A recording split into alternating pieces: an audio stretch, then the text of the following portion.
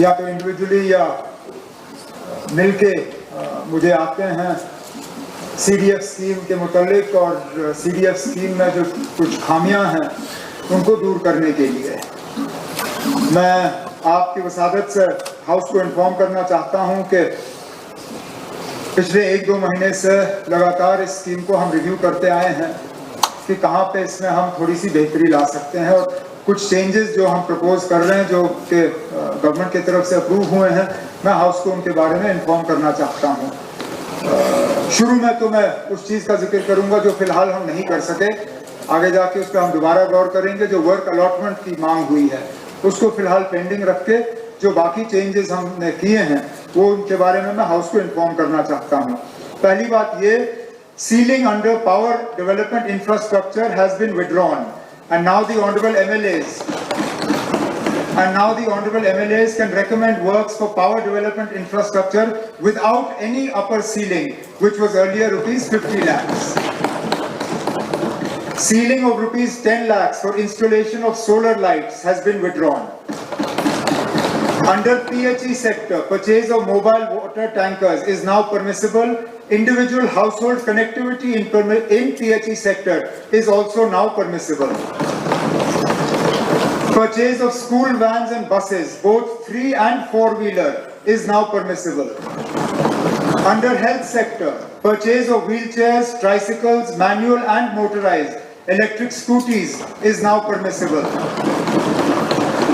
In light of the recent devastating floods and in recognition of the critical role of honorable MLAs in facilitating the construction and repair of houses, a one-time relaxation has been given to utilize CDF funds up to 50 lakhs for calamity-affected families for the current financial year and financial year 26-27. The following provision of CDF guidelines has been deleted. It shall be mandatory for MLAs to utilize 80% of funds in a particular financial year. In case the expenditure is less in the prescribed time limit, release of subsequent year shall be withheld. ये provision हमने हटा दिया है। अब honorable MLAs पे ये 80% वाला provision जो है ये नहीं रखा गया है।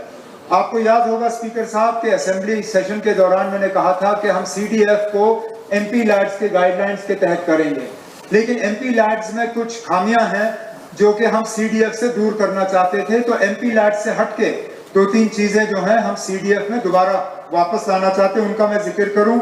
Construction of temporary sheds for people affected due to natural calamity such as earthquake, floods and droughts, this shall now be permitted under MLA CDF.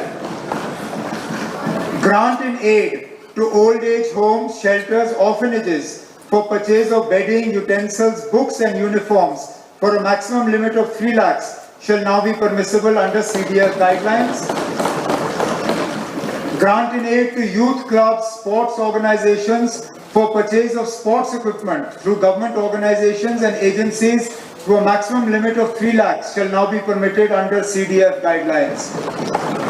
The MLAs from non-affected areas can recommend works in areas affected by natural calamities like flood, cyclone, earthquake and drought up to rupees 10 lakhs to the DDCs of the affected areas, or can contribute to the Honorable CM's relief fund with specific stipulation for use in the affected areas.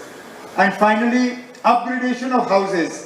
An amount of rupees 20 lakhs can be channelized out of CDF for providing assistance to tribal and BPL population for upgradation of housing units on a rolling basis.